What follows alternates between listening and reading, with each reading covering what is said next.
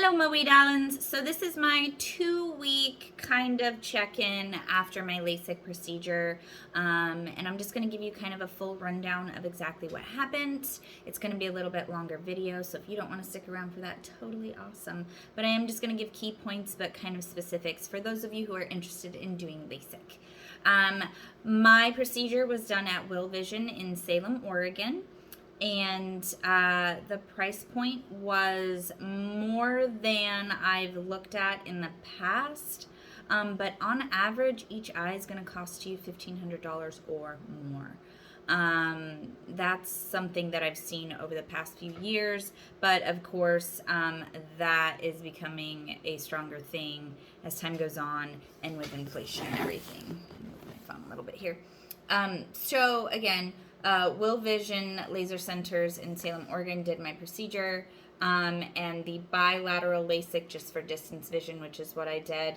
Out the door, surgery cost is $4,400. There are some discounts if you happen to be in the Salem area, or they also have an office in Vancouver, Washington. So he does both locations depending on the day of the week. So by all means, if you're in those areas or willing to drive up to those areas and you would like a massive discount code of $400, let me know, and I have a code for that. I do not get a kickback off of that, but you get a kickback, which is awesome. Anyway, so I made my procedure. The consultation is included with the pricing. I'm guessing if you are not a good candidate for LASIK, there may not be any charge for your consultation, or they might charge you something at the end, but I was a great candidate. So I went ahead with the procedure. I did have a discount code, and I paid in all cash, which means that I paid $3,900 out the door because I got $100 off for paying cash, and I did have a friend that had a discount code. So that's how you can get a little bit off of your pricing.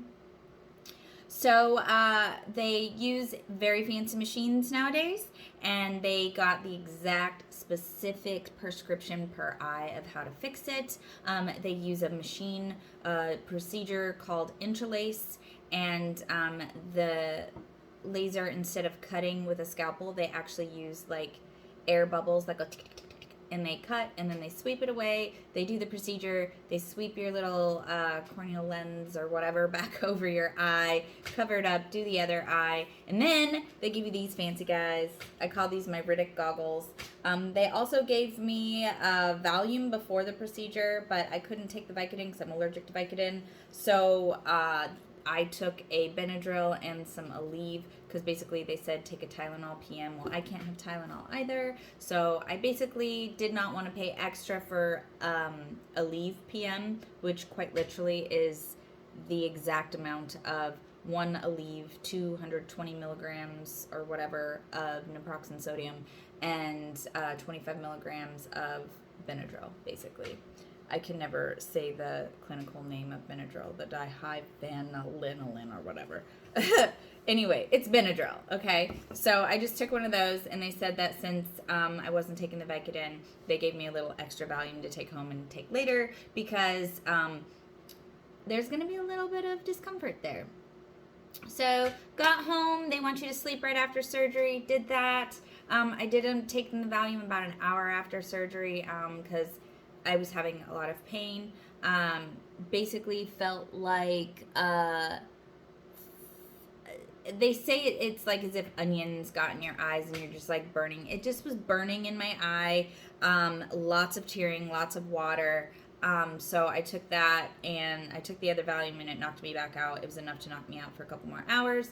Slept. Got up, ate some food. Jeff was super sweet to me. He made me food. He took care of me, everything like that. I was able to take these off for a little bit, and then I had to sleep with them for the first 2 nights. I ended up just gently sleeping with these for about a week because I am an eye toucher and I am an eye rubber, and I have had to retrain myself, but they were absolutely correct. Subconsciously, you are very conscious about touching your eyes and not rubbing them. But this just kind of keeps you from batting at your eyes in the middle of the night because something feels weird. I have noticed a lot more drying of my eyes. My eyes feel a lot more dry now. So I'm continuously using eye drops, and they tell you to go and get the single-use eye drops. This is the brand that I chose, the Refresh Plus Lubricating Eye Drops, and you need to make sure that they are preservative-free. They gave me multiple options. They said as long as it's a single-use lubricating eye drop that is preservative-free, that's all you need. Each one of these little droppers has about 6 drops in them, and they want you to do, for 4 days before surgery, a drop an hour in each eye, which is a lot, but do what you can.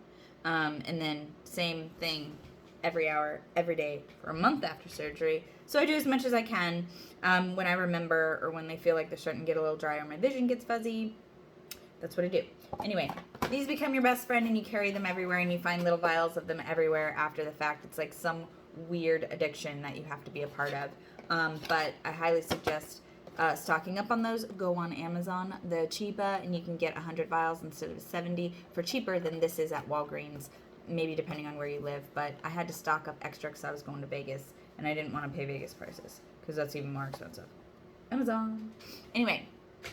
So, right after surgery, little bit fuzzy but could see, and the definition in certain things was wicked wild. I saw a caterpillar on the ground like day after and was like, wow, I can see the bristles on that thing. I've never, it was like 4K. It was weird.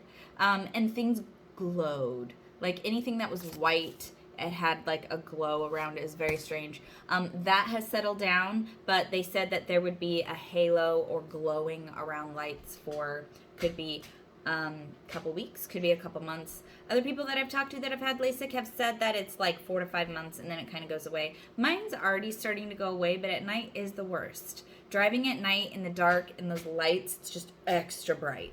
And I am very light sensitive now. Bright lights are extremely sensitive for me, so I tend to wear sunglasses a lot, which is great.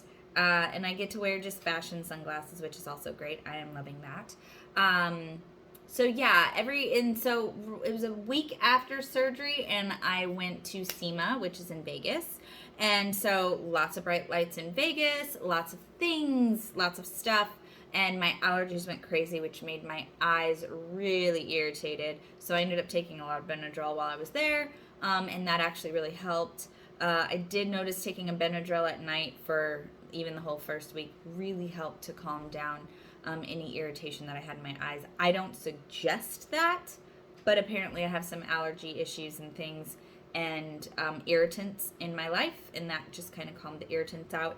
But did well. I had one day where this eye was pretty fuzzy in the morning for a few hours. My vision wasn't as clear and focused.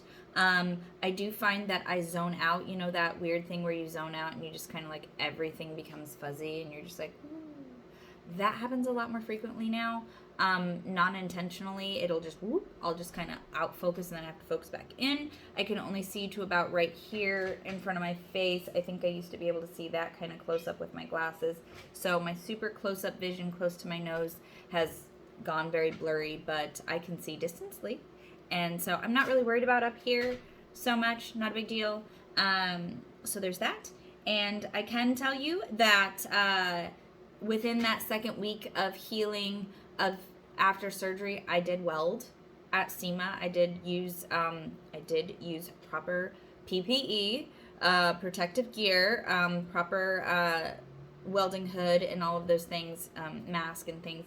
Whether you call it a helmet, mask, hood, same thing. And I did weld, and I did all sorts of things. Was around forced air, which that kind of sucks. A lot more drops than that necessary. But I did a lot of things, and I was just fine. My vision is fine. And then I came back, and I started my new job of becoming a tree climbing guide, and I actually did end up getting a little bit of debris in my eye, which that totally sucked. But I tried to rinse it out with drops, and I had to wait until I got home, and luckily for me it was small pieces of debris and they got underneath here in the eye and they weren't affecting this part of the eye. But I'm still going to my 3-week post-op on Monday, which is in 4 days, and I'm just going to have them double check anything anyway and let them know, hey, I did get some debris in my eyes. I just want to make sure everything's clearing fine and that I'm still healing well. I do find on week number 2 that I have a little bit more fuzziness around the edges. I am starting to be able to look further side to side. still feels a little strained, which is interesting to me. Yeah, so that's kind of where we're at on week 2. I still use a lot of these. I would highly just, if there's any kind of a discount in multiples or whatever, I did buy 2 boxes of the 70 at Walgreens here because it was some sale. It was buy one, get one 50% off. And so the pricing of the 2 boxes combined at one being 50% off was closer to the price of 1 box of 100 vials on Amazon. Closer. Still a little bit more expensive though, just so you know. Amazon might be your best bet for these drops, I'm just saying. And then you can get them a little bit more in bulk and just stock up. Get multiple boxes. Like, I have 3 boxes full. 2 boxes are 100 vials. This one's 70, but it's still, it's full. And now they're flying everywhere. Also, fun fact hack, if you can do it, although I don't know if it is a great idea or not. But I have found that if these little droplets are slightly warmed or about your body temperature, so if you can put them somewhere on your body to get them to your body temperature. So if you know you're going to be using a new vial, maybe stick it in your pocket. I wouldn't necessarily suggest it, but ladies, you can stick it in your bra, whatever. These warmed up, drop into your eye. You can't even feel them get in your eye, and you're like, wait a minute, did a drop go in there or not? Works kind of awesome. The cold snap of this water in your eye is what makes your eye twitch, actually. Because when these things were warmed up, because I had a couple in my pocket, didn't even realize that they were warm, and I dropped it into my eye, because it's just an eyedropper, right? I was like, oh man, fun fact hack. So sometimes I try, if my eyes are extra irritated, maybe to warm them up, keep them a little bit warmer. But I don't suggest it necessarily. I don't know if it's a good idea for the product itself. I just know that it makes getting those drops easier to get in your eyes. I have gotten really good at it. I'll show you guys. I always open these right side up, and then I tap the air bubble down so that they're like that. And then just drop it in, let it sit there for a minute. You get eye-hand coordination without looking at things. It's called muscle memory. Then you look like you've been crying all day long. But I have learned that if I keep my head back for just a few seconds and just do 1 drop in each eye, the drops don't come out. They actually stay in there. It starts to clear up. Like, my vision is a little fuzzy right now, but as I'm looking at y'all and talking and blinking, definitely helps. If you find that the top parts of your eyes are a little bit more dry, you can sometimes either bend down and move them around, or, you know, move stuff around. I did notice a couple of days the under parts of my eyes, in my eye, my actual eye seemed dry, so I plucked out the bottom part of my eyelid, like the, to try and let the drop go down there. And I still can't rub my eyes, so sometimes if I have something in my eyes, I'll try and go to the creases, the corners, or I'll sometimes tap under here if I need to. I have had to learn to pull down my eye and check and see if there's anything in there, and get that stuff out. And also, within the procedure, also afterwards, there were some antibiotic, antiseptic drops that I had to do for the first week, or 4 or 5 days, or whatever it was. I think it was 1 week. And just make sure that you shake those really well. There was some weird debris that was in there. So I had to like goop out this weird white stuff every time I did that in my eye, and it also got into my sinuses because ear, nose, eyes, that stuff's all actually connected. And so it would drip into my sinuses and into my mouth, and I could taste it, and it was gross. Yeah. So, but there was weird white stuff that would accumulate from those drops because there is a,